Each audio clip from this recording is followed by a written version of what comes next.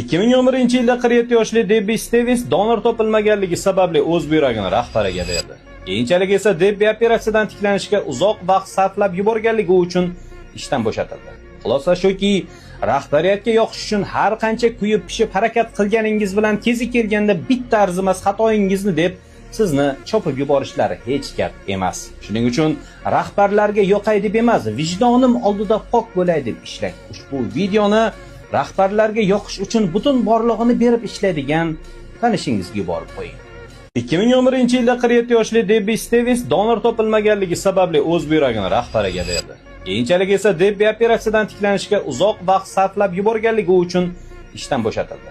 Xulosa shuki, rahbariyatga yoqish uchun har qancha kuyib-pishib harakat qilganingiz bilan kezi kelganda bitta arzimas xatoyingizni deb sizni chopib yuborishlari hech gap emas. Shuning uchun rahbarlarga yoqay deb emas, vijdonim oldida pok bo'lay deb ishlang. Ushbu videoni rahbarlarga yoqish uchun butun borlig'ini berib ishlaydigan tanishingizga yuborib qo'ying.